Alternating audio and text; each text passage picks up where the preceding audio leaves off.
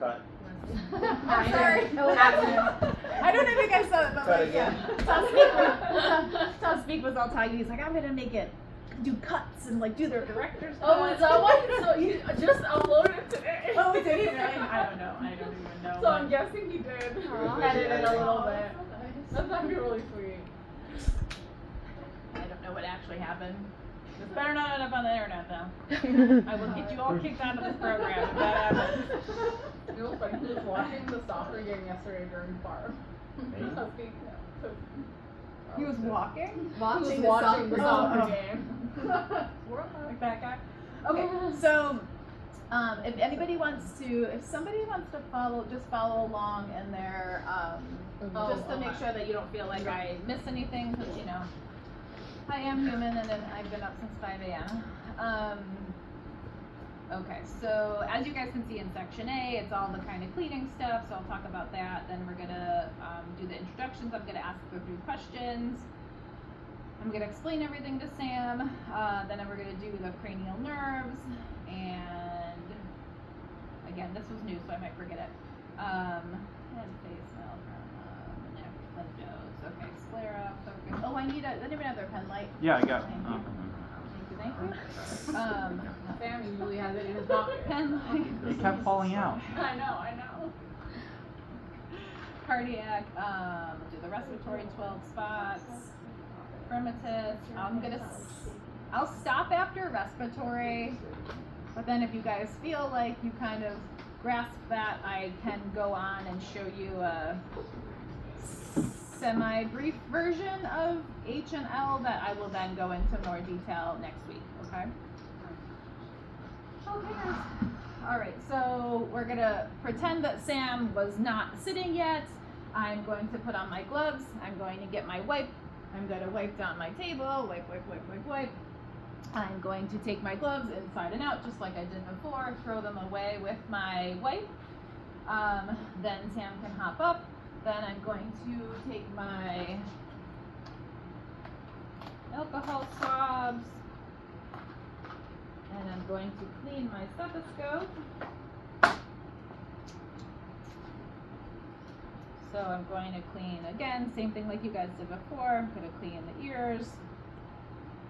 And then I'm going to clean my bell and diaphragm. If I was testing out, my hair would be up and back, off of my neck. I would only have in one set of earrings. I'm not gonna, if you guys have 3 holes and you've got, you know, just little tiny hoops in them or something, well, I'm not taking points off for that.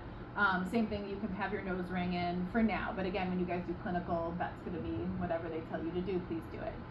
But just nothing dangly, no necklaces, no bracelets, no watches, okay, please. Again, I know we've talked about the nails excessively. Please get your artificial nails off, get your nail polish off, okay? Have your nails be like a fair length so that you're not, you know, stabbing your partner, okay? It's just gonna be, and you'll notice it too with your patients moving forward, is that it's just for their comfort, right? You don't want to be like digging nails into people. So all this is back. I've got my pen light, I've got my stethoscope. I was on time. And my nails are unpolished and clean, both on my hands and my feet. I cleaned my hands, after I took my gloves off, and then I can get started. Hi, good morning, Tim. My name is Courtney. I'm going to be your student nurse today. Good morning. Can I see your ID band? Fled over for me. Can you tell me your full name and your date of birth? Samuel Sawyer, 8/11/97. Perfect, thanks. And can you tell me today's date? Today is 16th. No. 17th. 17th. Of what year? 2026. Perfect. And where are you today? I'm at Niagara University. Okay, and what brings you in today? Doing a health assessment. Wonderful. So my patient is awake, alert, and oriented ×3. And then I'm just going to ask you a few questions. So tell me, when did you have your last, when did you last urinate, and when did you have your last bowel movement? I last urinated about 10 minutes ago, and my last bowel movement was this morning. Perfect, wonderful. And are you having any complaints today? Is there anything on your body that hurts today? Nothing. Particular, any pains in any of your joints, in your arms, in your legs, in your knees, hips, back? Not that I know of. Okay, wonderful. And then tell me, are you wearing contact lenses? I am not. Do you ever wear glasses? I do. Okay. Do you have hearing aids in? I do not. Okay. Are you wearing any dentures? I am not. Wonderful. So those are your 3 questions, okay guys? Those are the 3 questions that could be put elsewhere into the exam before that body system. You can ask that question. I feel like it just makes sense to just get them all out of the way, which is why I reordered them that way. But again, as long as you ask the questions, it's okay if they're elsewhere. So Sam, just to let you know, today we are going to do a full head-to-toe assessment on you. I'm going to be, feeling your head and your neck. I'm going to be looking in your eyes. I'm going to be listening to your heart. I'm going to be listening to your lungs and your stomach. And then we're going to do some things where you move your joints around, and I'm going to look at your feet and your skin on your body. Is that okay? Wonderful. Okay, thank you. And then you guys can see in section C, it's proper exam positioning. So, I think you guys have kind of gotten this now, that you see where it's comfortable to have them sitting in which directions based on what you're doing. So we're just going to look to make sure that you're moving the patient around appropriately. And I think that's just a blanket statement. So I'm going to start doing my head and face exam. So first I'm just going to look at Sam's head, and then I'm actually going to take my hands and I'm going to feel his head, I'm going to feel his scalp. Okay. So everything looks symmetrical. I don't see any obvious masses or lesions. I don't see any skin rashes or lesions on his face or skin on his face or on his neck. That's pretty much that. Yeah, skin symmetry masses. Sam, you can do some things for me. Can you smile, please? Can you frown? Can you stick out your tongue? Can you wag your tongue side to side? Wonderful. And so cranial nerves 7 and 12 are intact. Then I'm going to just have you actually move your neck around for me. So I'm going to have you put your chin to your chest, look up at the ceiling, look back at me, look over your right shoulder, look over your left shoulder, look back at me. Good. Any pain when you do that? No. Okay. Range of motion is intact. And then I'm going to feel your lymph nodes. So I'm going to take my clean hands. I'm going to start at and again, you guys don't have to state the areas, but I'm going to state them for you.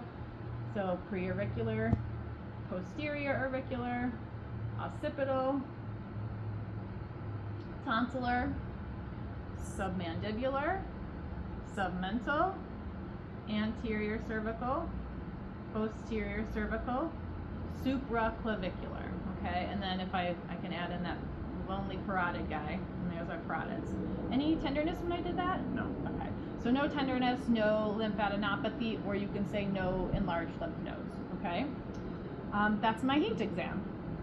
Moving onwards, I'm going to check your eyes now. So first I'm just going to inspect. I'm going to just look at the sclera of his eyes and see that it's nice and clear and white. And then Sam, I'm going to have you focus on something behind me. If you could just focus on the screen there behind Lydia, okay? And then ideally the lights will be a little bit dimmer, so I'm going to shine a bright light in your eye, okay? So just keep looking that way. Good. Okay, and then Sam, I'm going to have you look here at the tip of my pen light, and you're going to follow it with just your eyes, don't move your head, okay?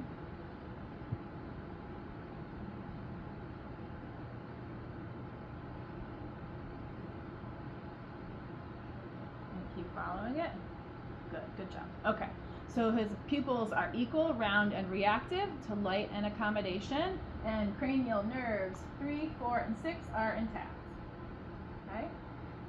If you guys can see, there's the little asterisk that says if patient wears glasses, ask them to remove them first. So yeah, Leo and Lydia, and so just make sure, guys, before you start to do your eye exam on your partners that have glasses, make sure that they've removed their glasses, okay? Oh, actually, I'm sorry, I missed all you guys. I'm like, this whole row doesn't have glasses, but all my periphery does. If we wear contacts, They stay in. is it a problem? Nope. Okay. Contacts stay in, just glasses come off. Okay, so that's eyes and Perla. So Sam, I'm going to move on to listening to your heart. Can you scooch back for me and just Sure. relax? Do we check the conjunctiva or no? Nope, just Oh. Clara. Yeah. All right. So I'm just going to start by listening to your heart. So again, guys, I would be on his skin if we were partners, but just for the sake of you, I'm going to do it over his clothes. So I'm going to find that second intercostal space of the right sternal border. This is my aortic area. I'm going to listen for a few beats to establish that I'm actually hearing something. Then I'm going to go over to my pulmonic area, which is the second intercostal space of the left sternal border. Then I'm going to go down one more intercostal space to Erb's point, which is the third intercostal space at that left sternal border. I'm going to go down to the fourth intercostal space of the left sternal border, which is the tricuspid area. And then I'm going to go to the fifth intercostal space of the midclavicular line, which is that mitral area. And this is also where the apical pulse can be found. Excuse me. And so Sam's rate is nice and regular, and I don't hear any extra heart sounds. Okay. And then so now I'm gonna you can rest your head back again. I'm just gonna feel his carotid pulse.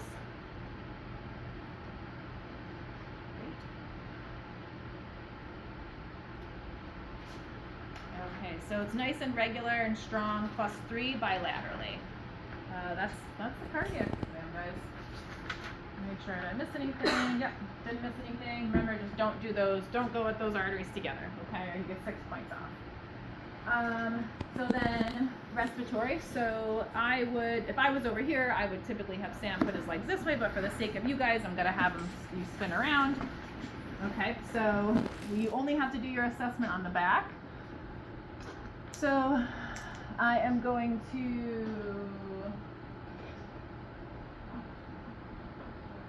okay, yep, so I'm going to, I'm going to have you do a bunch of breaths, okay? So I'm going to try to make it slow so that you don't feel dizzy, but if you start to feel dizzy at all during the assessment, please let me know, okay? Whenever you feel my stethoscope touch your back, take a nice deep breath in and out through your mouth.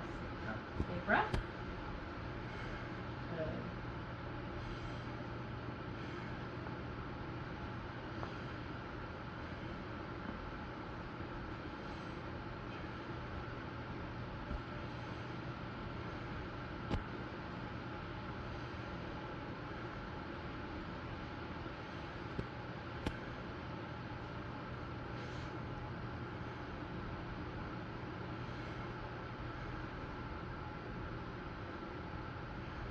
Right, 2 more. Great. Wonderful. Breath sounds were clear throughout all lobes bilaterally with no adventitious sounds. So now Sam, I'm just going to put my hands on your back. Tell me if anywhere that I push, any tenderness where I push? No tenderness. Okay, so I've got I felt no tenderness or crepitus. Now I'm going to put my hands on your back again, and when you feel them, you're going to say the word 99. 99, 99, 99, 99. Wonderful. So I feel equal vibrations bilaterally. That's my tactile emphasis. That's it, guys. That's up to respiratory. Oh, wow. Pretty doable, right? Yeah. Guys, so again, we'll talk about this next week. So you're not gonna necessarily know all the verbiage I'm using. But so when you do your abdomen on your patient, they would go from sitting up like this to say, okay, I'm just going to lower the head of the bed, and if you could lay flat for me. And always try to be nice and guide your patient's head down, okay? Do you mind, exposing your belly? Yeah, Okay. that's fine. So it starts with inspection, right? So if you guys are in section H, so it's inspection. So it's skin, the shape and contour of the stomach. I'll talk about the umbilicus, and then it says herniations, distensions, or pulsations. So what I'm looking for is, so I'm like looking at just the, obviously, tone of the skin, looking for the contour of the stomach, which I'll give you the descriptors next week. But so for the most part, Sam has a flat contour. His umbilicus is in the center, and I don't see any herniations or masses or protrusions. And then you look here where the aorta would be pumping out, and I'm not seeing any obvious aortic distension, okay? Again, I'll talk about that more next week. I'm sorry, pulsations is the word we want you to use. And then, so with stomach, and again, I'll talk about this next week, but you always auscultate before you palpate, because once you start palpating the stomach, you start making the noises come, and you don't want to artificially engage them, I guess would be the way, make them too much. So I'm going to auscultate first, and it is important that you always start this in the right lower quadrant. And you basically divide the stomach into quadrants, right? So I'm taking his belly button, and then I'm taking his rib cage, and I'm making quadrants. When you guys practice on your patients on your partners next week, you might need to fold down their like belt line, just so that you can really get a good area. So I'm going to start in that right lower quadrant. I'm going to put my stethoscope down, make sure like I'm in that quadrant, okay? I'm gonna keep it here until I hear some nice little pings or gurgles. So I've got some pings there. They made fun of me last week because I called them tinkles. So there's some pings there. Some nice gurgles there. And you don't have to say this. I'm just telling you guys what I'm doing. Okay, so I have, Sam's got positive vowel sounds in all 4 quadrants, and this is vowel sounds all 4. So if I were to not hear vowel sounds when I was listening to my patient, I would listen for a full 5 minutes, and I could specifically try to locate the ileocecal valve, which is where I would listen, because I'd be most likely to hear vowel sounds there. That's what you state to get those points. Of finding the negative finding, okay? And then, so percussing. So this is a little bit of what we practiced for the respiratory section, but this is where you use it more. So this is where, next week you'll be practicing more percussion. So I'm gonna put my hand down, nice firm finger. Let me cut this. You may be able to hear something. I'll see if you can hear. It's a little different here.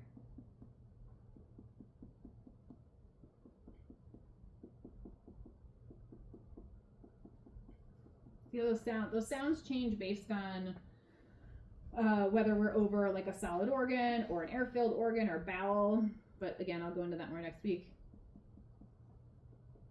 Okay, so you percuss those 4 quadrants. And then I would state the sounds that I heard, so whether I heard tympany or dullness. So for the most part in those 4 quadrants, I heard tympany, except when I went up near his organs, but you guys don't have to do that for the test out, okay? So I'm just gonna say positive tympany throughout, 4 quadrants, and then you're gonna palpate. So then again, I'm gonna take my hands, I'm gonna do a light palpation and then a deep palpation. So just my hands on your stomach, I'm gonna go light in those 4 quadrants. And then I'm going to go deep in those 4 quadrants. Okay. Any tenderness or pain when I did that? No. Okay. So no tenderness reported, and no masses palpated. Oh, sorry guys, I missed the point. The other point of this one is when you're palpating, we want you to be looking at your patient's face. So when I was doing that light palpation, I should have been kind of like eyeing Sam to see that when I put my hands on those areas, if he was like making faces or grimaces or something, okay? It says on here, does not look. Yes, if you do not look, you get 6 points off. Yeah. So six points, see. yeah, negative 6 points if quadrants are not palpated completely or the nurse does not look at the patient's face during palpation. So I would have lost the 6 points. So that's gonna be abdomen. Like I said, I'll do it more next week, but that was the gist of it. So then, Sam, I'm gonna have you sit back up, and then we're just gonna finish off assessing the skin. You can leave that table down just for the ease of time. So then for the skin assessment, so again, I'm looking everywhere, looking at his arms, looking at his legs. Fortunately, he's got shorts on, so that's why you have to have shorts on for your patient. So I'm just going to report skin is intact. I don't see any masses or lesions or rashes. So say for instance, if Sam had a tattoo, I would note there's, tattoo on the right upper arm. Or, say there was, let's just say, there's a ecchymotic area to the left lower extremity. So if there's something on your partner that if there's a scar, if there's something, if there's a tattoo, state what you see, okay? That's skin. So then I'm gonna feel for temperature. So right back of my hands. So upper extremity, lower extremity, and then he would be shoe and sockless ideally. So feeling there. So skin is warm. Temperature is warm, and then I'm gonna feel again for any tenderness anywhere that I'm pushing, Sam. Nope. And then I'm kind of going those hard spaces for edema, okay? Any tenderness anywhere? No. Okay, and then I'm down here, guys, where I would be most likely, and I'm not finding any edema, so there's no edema. Fingernail beds, so give me your hands. So I'm going to do one, do the other, good. Capillary refill is less than 3 seconds, which is a normal limit, okay, Sam? And then, so I already did edema because I did the foot and ankle, so I already did that one.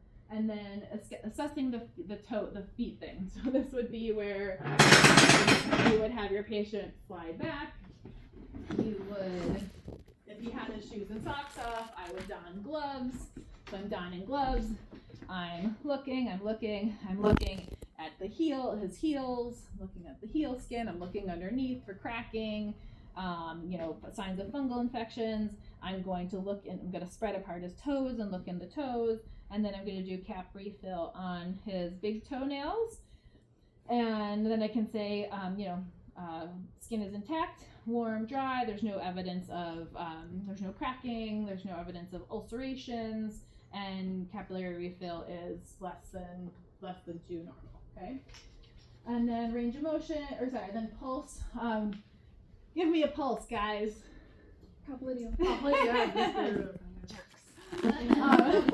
So I'm going to, since he's already sitting this way, I'm going to try, scoot your hips back. I'm going to try to find it here. Oh my God, look at that. I found it. It's amazing. It's +2, it's +3 actually in regular. So that's my popliteal pulse. And then give me a joint. Joint being elbow, wrist, or ankle? Elbow? Okay, I heard elbow first. That's funny. That's what the other requested too. So I'm just going to take and I'm going to bend. I'm going to flex. And then I'm going to have you rotate. Okay. And then, Sam, I'm going to have you do it yourself. So you're going to put your arm out for me, bend it in, put it out, turn it for me. Okay. Any pain with that? Nope. Okay. And then you can do the same for the other one. Out, in, out, rotate. Good. And then I'm going to do it here. Good. Okay. So no pain or tenderness there? Nope. Okay. No pain or tenderness with rotation, and he's got nice full range of motion bilaterally. That's it.